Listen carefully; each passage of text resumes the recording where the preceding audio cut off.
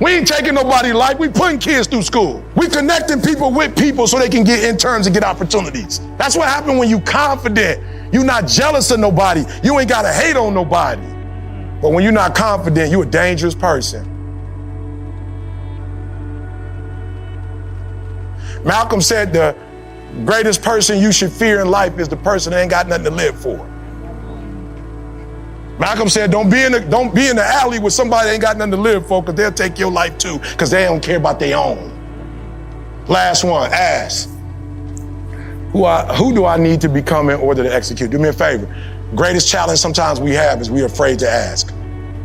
Most humiliating time of my life was being an African-American man in Michigan State University, a classroom that was, let's just say, homogeneous for a boy coming from Detroit. I remember being in there, don't know what's going on. I was scared to ask. Some professional black people pulled me to the side and said, worst thing you can do is think that you're gonna be dumb. You're actually dumb by not asking. Raise your hand, look stupid, and don't be stupid afterwards. Let your pride and your ego go. And I did it. And it felt good after the third time asking. I started becoming like a guru at asking. And I started figuring out how to actually ask something. But because before I didn't really know how to ask, I would say it and you couldn't answer me because I didn't even know how to ask. And I became an expert at learning how to ask. Then I started reading my professor's books. I didn't even know they had books. And I would come to class and ask questions from their book. In your book about pedagogy, chapter 3, you mentioned centralization versus decentralization. When you said decentralization, it was specifically what were you referring to? And give me an example of it. My man pulled me to the side. You read my book? I was like, yeah, I read your book. No, you read? Of course I read your book. My grade went from a 2.5 to a 4.0. Now listen to what I'm saying. Some of you in this room, you think it's weak to ask. It's actually weak not to ask. Last one, ask. I don't want to go here, but it said ask and you shall seek, knock. Simple. It's right there in the word. But you can't get what you don't ask for. I leave you. The giants of the past were great, but we need giants of the present. We need giants of the present. We need Malcolms of the present, Martins of the present, Family Lou of the present, Garvey of the present, Carter G. Woodson of the present, W.E.B. Du Bois of the present. Come on. We need the present. Can I be just super honest? So I dropped out of high school. The pastor helped me to get my GED. I went to a HBCU in Huntsville, Alabama. I'm gonna be scared, bro. When they first told me Alabama, we only knew one thing about Alabama coming up in Detroit, and that was the KKK. I'm like, bro, what in the world? Y'all gonna send me to Alabama? Nah, when you go to Bama, bro, some of the nicest people in the world. One cool thing about Bama, you know who like you and who don't. I'm gonna say that again. One thing you love about Alabama, they don't play no game. You know who for you, you know who against you. I love Michigan, but sometimes you can't tell the difference.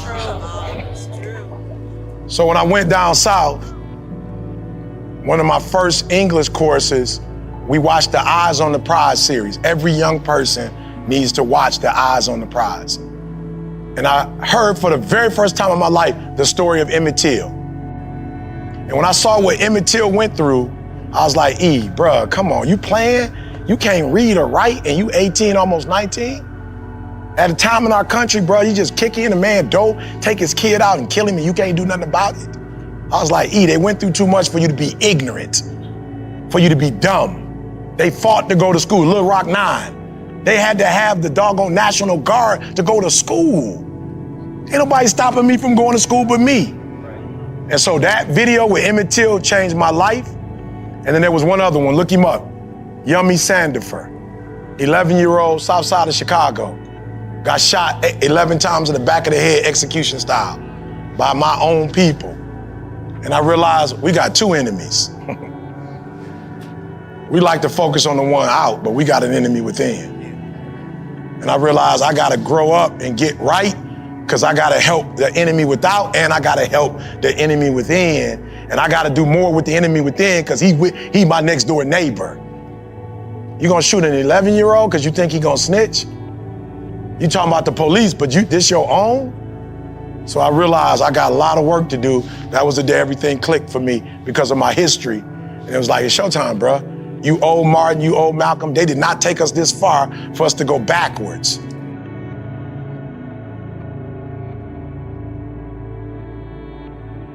Man, every time I come out here, especially in the winter, and pray at 3 o'clock in the morning, it just reminds me so much of when I was homeless. Man, this 3 o'clock in the morning thing has changed my life, man. It felt like it's -2 degrees out here. But it's not the cold, it's not, the numbness in your hands, the numbness in your feet. Like, that's not what it is. It's when it's dark and you gotta walk by yourself. When I was going through my worst, points in life, I had my mama, I had my grandma, I had my cousins, but when I was homeless, it was dark and I was by myself, so I know for a lot of you, the year started off, as dark as the other year started off. You're as lost as you were before. You had no clarity. I get it. Your confidence is shattered. My confidence was so bad when I was homeless. I couldn't walk with my head up. I couldn't have my shoulders up. I couldn't stick my chest out. So I know what you're going through. So for me, it's like, how can I help? I read your DMs, I read them. I see the texts you send me. I see when I'm preaching, I see the comments you make, and I was like, God, how can I help? And so, I said, you know what I'm gonna do? I'm gonna let them get through January, and I'm gonna let them see if this gonna be a different year. And for a lot of you, it's not. Here's what we're gonna do in February. I'm gonna walk with you because I know what it's like to walk alone. So I'm gonna walk with you in your darkest points of your life, right? God changed my life at 3 o'clock in the morning, and that's why I'm still doing it. I was 16 years old. I'm 53 now. I'm still getting up in the morning and I'm still walking and talking with God.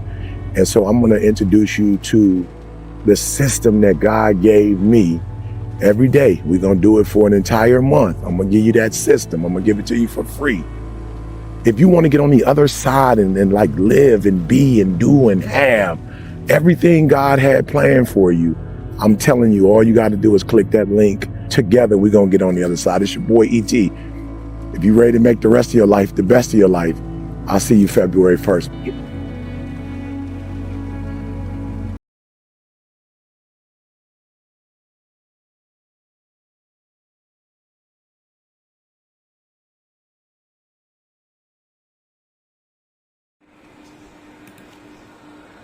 Single pub, every single thing that the teaching tell you best mood, you go to their trending, you are listening and you are writing best moods. You have to get to a place where you become comfortable with being uncomfortable, no longer place our oversoap in position that make us feel good. Because listen here, both some of what you want, some of what you trying to get aren't in the comfort zone. And so if what you want to not comfortable zone, you got to come with comfort zone. Get you want to, are you where are because feeling are not the particular right now. That's what driving you would a millionaire right now. You stop going to back ahead. Got a mentor.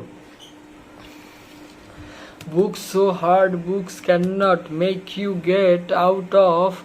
You can participate. I will already get to their point where you are mature enough to stay. If you thought it does not ever matter, God is good is with enough. I don't thought someone what I write to I do cannot keep doing what I feel because it's not going to take me where I am trying to at the end of your feeling. It the possible nothing but at the end of pregnancy is the primary and some of you. Where you are, if you could real with yourself, you help got yourself in some mess because of your feelings. You need to take personal responsibility for your life.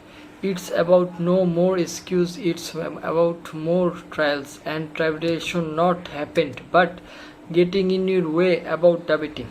Thank you for watching.